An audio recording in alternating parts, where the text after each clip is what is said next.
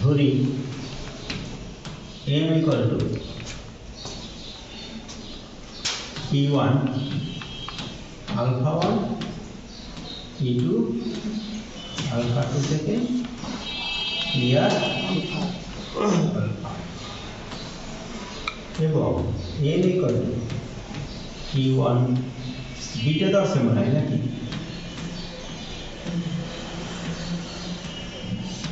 Alpha দেয়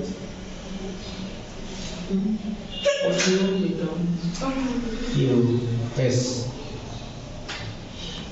beta ধরলেই হয় এটা মৌলিক আকার কি কি আছে একটা নিচে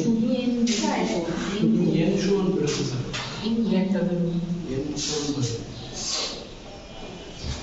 ও শুধু n ধরেছে না তাহলে আমাদের m লাগবে না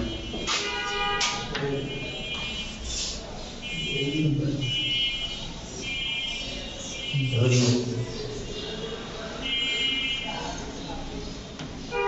m equal to p1 alpha 1 p2 alpha 2 pk নিচে বানাবে না যেখানে ওটা লিখে পাবো যেখানে p1 p2 p3 pk ভিন্ন ভিন্ন মৌলিক সংখ্যা আর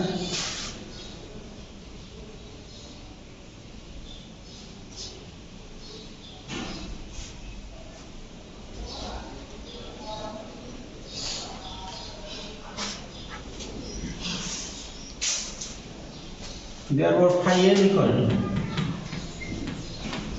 phi n এর একটা ফর্মুলা লিখছিলাম আমরা I ছাড়া মনে থাকে মৌলিক ভাজক আকারে n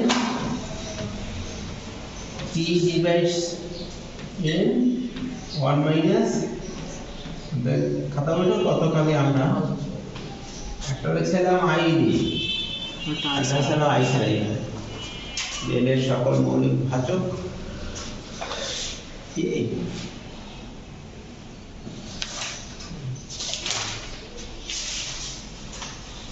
আচ্ছা এখন এই n যদি আমরা এটাকে phi এর নিচে নিয়ে যাই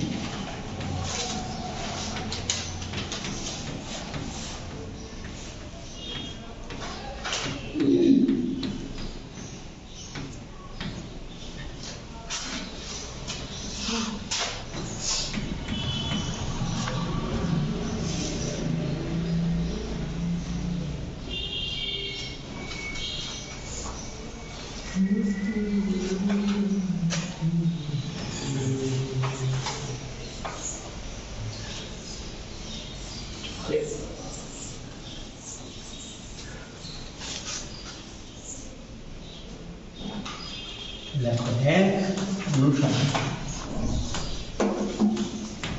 পাই phi of m না যদি আমার phi এর ভিতরে mn থাকে জি স্যার এটা তো ঠিক আছে কি করবে কি দাঁড়ায়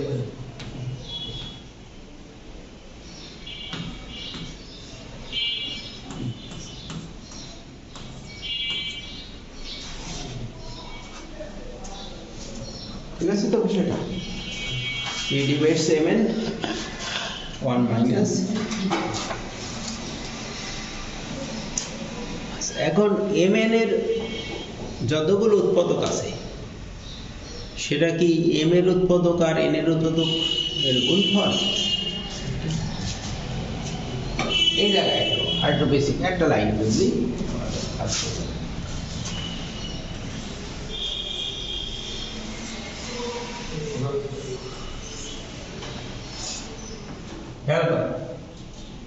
ছয়ের ভাজক কি কি আছে বলেন মৌলিক ভাষা হলো 2 আর 3 মৌলিক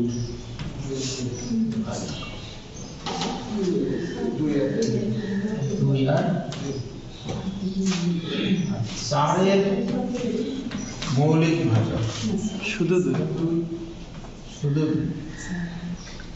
আর 24 মৌলিক ভাজক 2 আর 3 2 আর 3 একাধিক আছে স্যার 2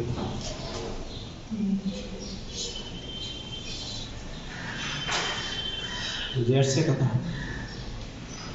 তাহলে এই জায়গায় কমন যেটা আছে এই 4 আর 6 আলাদা করলে মৌলিক 3টা হলো, কিন্তু গুণফলের মৌলিক কয়টা? 2টি কমনটা একবার যাবে মানে মিল অমিল সব নিতে হবে, কিন্তু কমন থাকলে ডাবল নেওয়া যাবে না। কথা কি বুঝে গেছে? এটাও কমন থাকলে অর্থাৎ কমন যে কয়টা থাকবে অত দিয়ে ভাগ করতে হয়। তাহলে আমাদের এখানে আছে এই 24-এর মৌলিক উৎপাদক আছে কয়টা? 2টা দুটো। আর এখানে মোট 3টি। তাহলে এইটা যদি 2 ভাগ করি আলাদা করি তাহলে কথা হয় ভালো। মোট আছে 3টা, তাহলে এইখানে আছে 2টো, এইখানে আছে 1টা আর গুণফল আছে কত? 2টা। 2টো। তাহলে আলাদা আলাদা যদি আমরা মৌলিক পদে গুণ করি তাহলে কি হতে পারে? কমনটা কয়বার যাবে? একবার।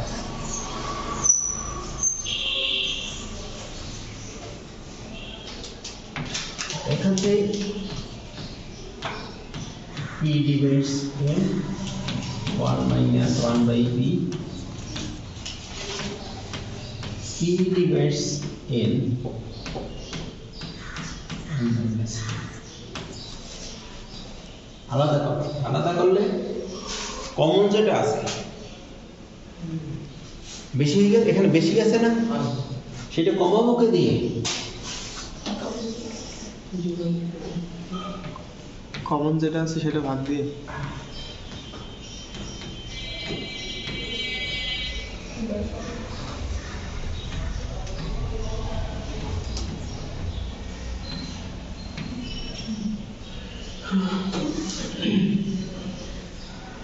কমন যেটা আছে,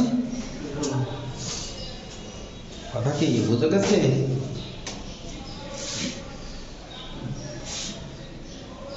এইটুকু হলো, এই যে কমন যেটুকু আছে এইটুকু ভাগ দিয়ে এইটা আলাদা আলাদা করলে তো বেশি হয়ে গেছে। একটু আগে দেখছিলাম যে আলাদা আলাদা করে 3টে পাইছিলাম, কমন তার কটা হয়েছিল? 2টা। বলে 2টি। এখন আমাদের হয়ে গেছে। এক অনুসারে এইটা কি জানি ছিল? phi of n by n, তাহলে এইটা হবে phi of m by n, আর এইটা কি হবে? phi of m n, আরেকটা লাইন লিখি তাহলে এটা তো মানে d, এটা মানে d না, d মানে mn এর বসাবো এইটুকু লেখো। p divides m 1 minus 1 by p, p divides n 1 minus 1 by p divided by p divides d 1 minus 1 by এইটুকু মানে mn এর বসাবো, ঠিক আছে? তো যদিও বইতে এই লাইনটা লেখে নাই, এই জন্য বুঝতে একটু কষ্ট হবে। এখন আমরা এক অনুসারে ভ্যালু বসাই দিই, তারপর মান কমপ্লিট হবে। একটা বারে কি পেয়েছি আমরা? প্রথমটা phi of n by n, phi of m by, তাহলে phi of m by n।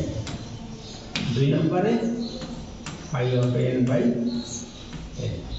নিচেরটা এই যেটা থাকবে এটি phi of d by উল্টাই দিলে এখন ওই যে বামে যে mn আছে এটা কাটা যাবে না, আর এইটা উল্টে দিলে phi of এটা phi of mn, phi of m phi of n phi of g into 1.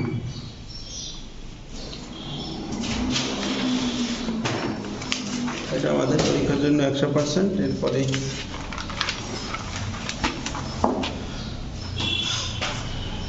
যেটা আছে সেটা হলো mn পূর্ণ সংখ্যা 1 থেকে বড় n এর সকল মৌলিক উৎপাদক n এর সমান, তখন phi of mn equal to n into phi of m। আচ্ছা, বিষয়টা দেখো।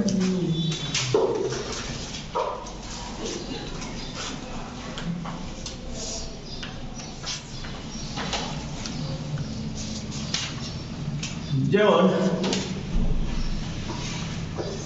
phi of 6 কত? 2। phi of 3 কত? 2। phi of 9 কত? 18 সে 9 18 হলো 1 5 7 11 17 13 17 6টা থাকে। 6। phi of 18 equal to 3 into phi of 6।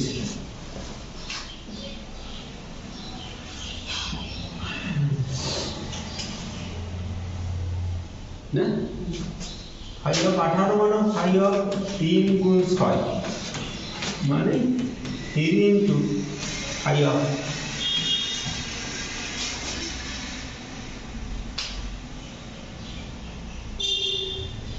হাউসে ছিল কত? phi of 3 into phi of 6। আমরা আগে যে সূত্র পড়ছি তাতে কি, যদি phi of mn equal to phi of m into phi of n হয়, তাহলে এইভাবে না হয়ে দেখো, তাহলে এই তিনটা ডাইরেক্ট এখানে আসছে আর এইটা এখানে আসছে।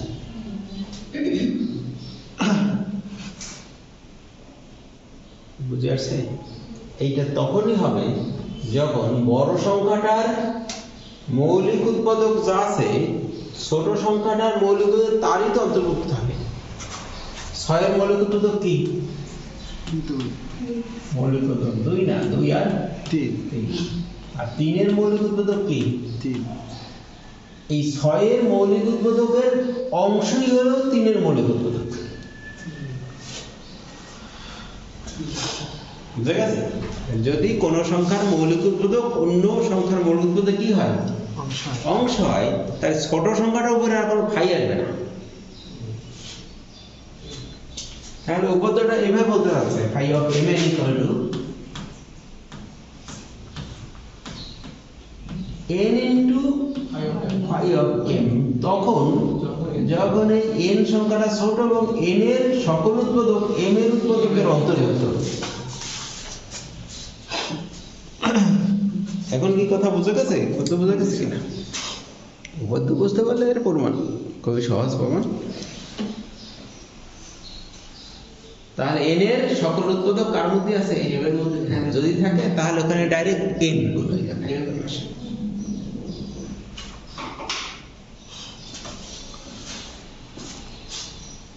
তাহলে এটা দিয়ে আমরা কাজ শেষ করি। উপপাদ্য যদি mn greater than 1 পূর্ণ সংখ্যা শেষ হয় না কেন? এবং n এর সকল মৌলিক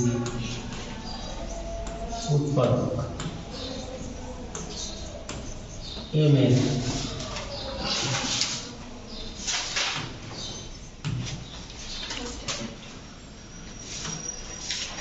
মৌলিক উৎপাদক হয়, from phi of E main equal to M এর O n বলে করতে হয় এটা O নাম এক্সটেনশন বলছি n into phi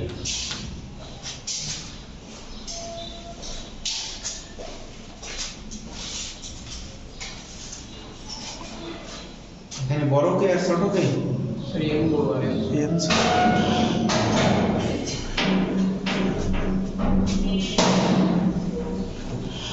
n এর সকল মৌলিক উৎপাদ m এরও ধরি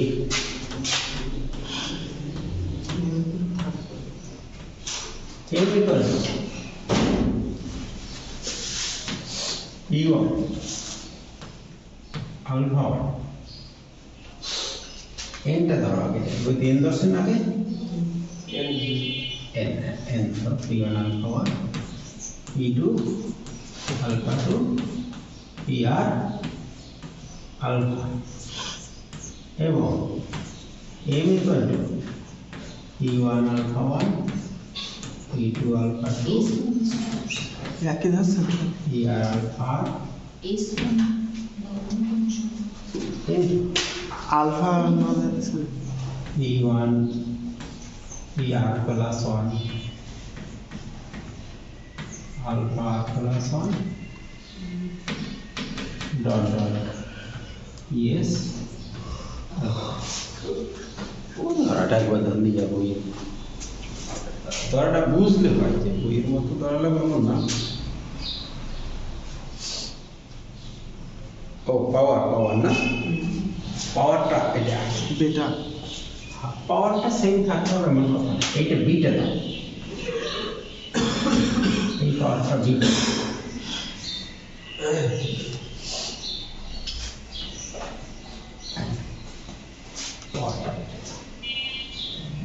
আমাদের কাজ হচ্ছে মৌলিক উৎপাদক নিয়ে মানে এই গোড়াটা নিয়ে পাওয়ারটা ভিন্ন তাহলে দেখো দেখি যে n এর মৌলিক উৎপাদক আছে কয়টা এখানে 8 সংখ্যক আর m এর মৌলিক উৎপাদক কি বেশি হবে না কম বেশি হবে এই 8 সংখ্যক তো নিয়েছি আরো বাড়তি কয়টা নিয়েছি তাহলে কি m এর অংশ হয়েছে n জি এই কথাটা আমি বলছি এই কথাটাই এখন ফাইন অফ m এর সূত্র m এর সূত্র লিখলেই প্রমাণ হয়ে যাবে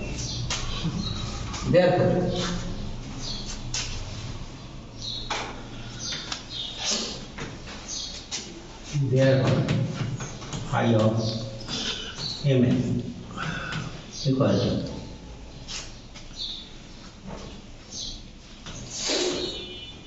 phi p1 alpha p1 beta না না e2 beta 2 e r beta e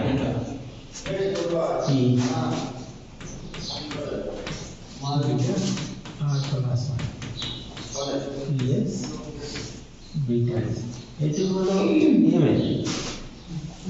into n এর জন্য e1 alpha 1 e2 alpha 2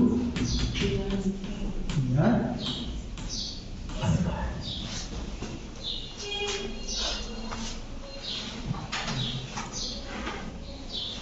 ঠিক আছে তো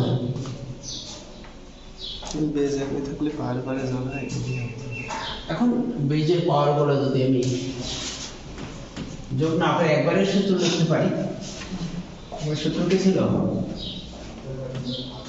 p1 beta 1 1 minus 1 by p1 n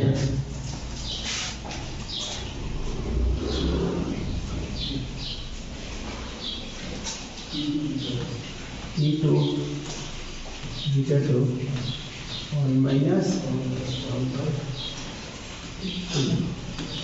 dot dot er plus 1 beta r plus 1 1 minus 1 by p p dot dot dot ES beta S minus 1 by ES. হ্যাঁ এইভাবে দেই নাই গুণ করে দিছে P1 এর S করে রাখলাম বড় পড়া লাগে ও সমস্যা নেই।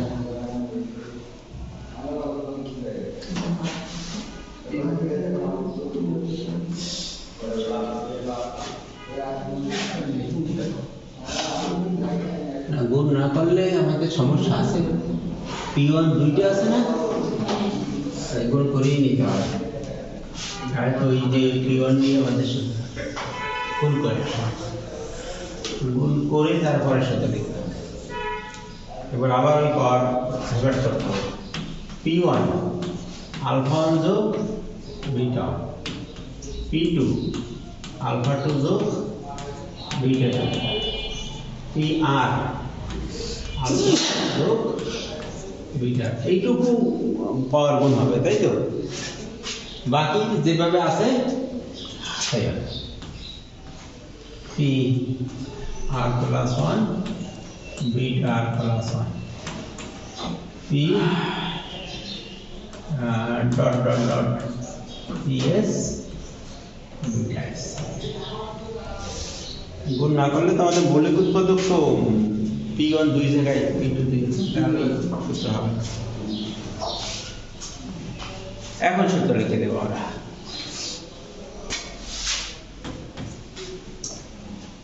সূত্রতে হলো আমাদের এই টোটালটা ঠিক থাকবে, তাই তো?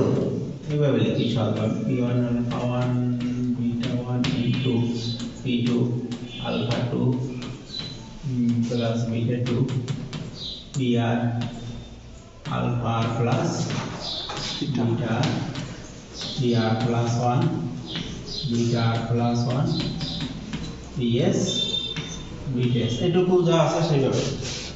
সাথে কি হবে 1 minus 1 by P1 1 minus 1 by P2 1 minus 1 by PS। এটা গুণ আকারে দেওয়া যায়, ওই গুণের ধারা আলাদা আলাদা দেওয়া যায়। আমি তো দিয়েছি। বললে সমস্যা ভিডিও দ্বারা দেখবে এখন আমাদের এই জায়গায় কাজটা করতে হবে। না থাকে তো তারা P1 আলফা 1 স্যার ওই 2 নম্বর লাইনে স্যার পাশে ফাই গুণ থাকবে, সূত্রটা লেখেন নি দ্বিতীয় লাইনে। এইটা হ্যাঁ ফাই গুণ থাকবে ও পাশে। আচ্ছা আচ্ছা, এই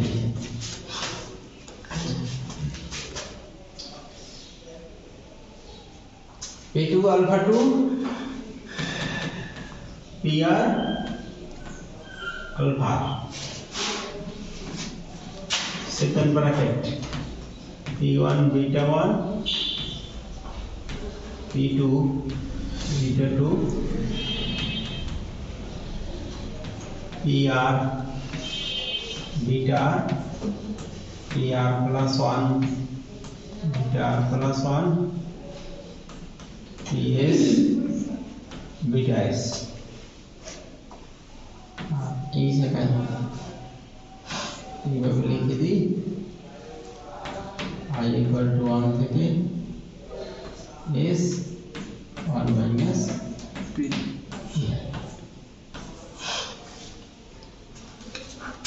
এইটা আমাদের M আর এইটা হলো phi of M।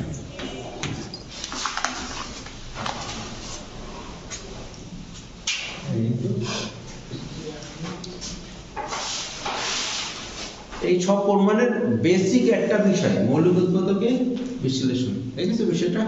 বিশ্লেষণ করতে পারলেই সহজ হবে। দেখ।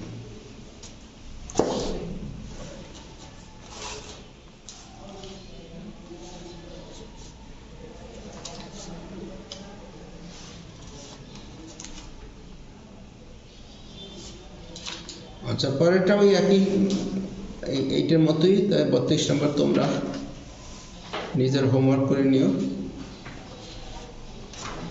আর একদিন করার লাগবে আমাদের এখানে, একদিন করলে উপাদ্য আর নাই। কিছু অঙ্ক আছে, অঙ্ক বিশেষ সব করে করা যায়। আশা করি জি, বিশেষ করে বিবেচ্যের একটা বিষয় আছে, যেমন 55 পৃষ্ঠায় সমস্যা 6, এখান থেকে একটা প্রশ্ন পরীক্ষায় থাকে, এটা পড়তে হবে। এ ধরনের প্রশ্ন আলোচনা করা হয় না বিবেচ্যতার বিষয়।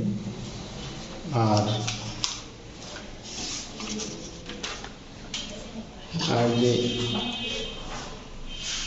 গস ফাংশন নিয়ে আমাদের কিছু প্রশ্ন আছে, যেমন 18 থেকে 24 নম্বর পর্যন্ত, 18 না 18 থেকে শুরু হয়েছে,